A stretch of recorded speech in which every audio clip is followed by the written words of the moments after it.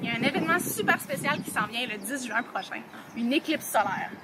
Je vais pas pouvoir la voir moi-même à partir de Hawaï ici, mais tout le Canada, ma famille, mes amis et vous, allez probablement pouvoir voir soit l'éclipse totale ou l'éclipse partielle du soleil. Et ça, c'est super rare. Bonjour, mon nom est Laurie Rousseau-Neptune. Je suis membre de la communauté de Pequot-Caminoites à Québec et aussi une astronome travaillant à Hawaï au télescope Canada-France-Hawaï. Ah, les éclipses solaires. Il y a des communautés de partout dans le monde qui partagent des contes sur ces phénomènes. Et aujourd'hui, j'ai sélectionné 2 contes du Canada que j'ai adaptés spécialement pour cette occasion-là. Le premier vient des territoires inuits. À une époque où les ténèbres recouvraient la terre, Malina et son frère Aningan vivaient dans un village. Utilisant la noirceur pour se cacher, quelqu'un dérangeait Malina la nuit. Un soir, avec espoir de découvrir qui c'était, Malina étend de la graisse noire partout sur le visage de l'inconnu. Plus tard, elle utilise une lampe et regarde le visage de tous les habitants du village pour découvrir que son frère était le coupable. Furieuse, elle attrape un bout de bois du feu et se met à le poursuivre. Aningan court et s'échappe dans le ciel, mais Malina le suit. Il se transforme en la lune et Malina, avec son bâton enflammé, se transforme en soleil. Pendant la poursuite, des étincelles s'éparpillent en formant les étoiles du firmament. Malina et Aningan se chassent dans le ciel depuis des temps immémoriaux.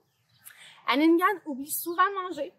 Il devient de plus en plus mince avec les jours qui passent. Tous les mois, la lune disparaît pendant quelques jours alors que Aningan se nourrit. Ensuite, la chasse continue. Ce cycle éternel est la raison pour laquelle le soleil et la lune alternent leur position dans le ciel. Quand il y a une éclipse solaire, Aningan rattrape Malina. Et Malina, c'est la déesse du soleil, alors que Aningan, c'est le dieu de la lune pour le peuple inuit.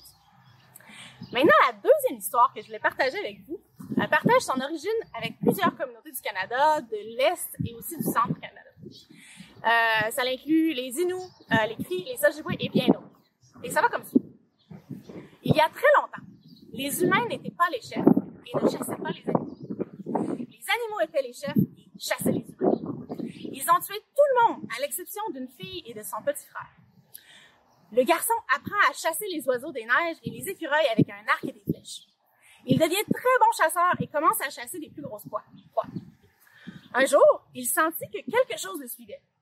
Sa sœur l'aida à fabriquer un collet et il le plaça le long d'un chemin où la neige avait fondu. C'est le chemin du soleil. Quand le soleil se leva, il se retrouva pris dans le collet et la noirceur recouvra la terre entière.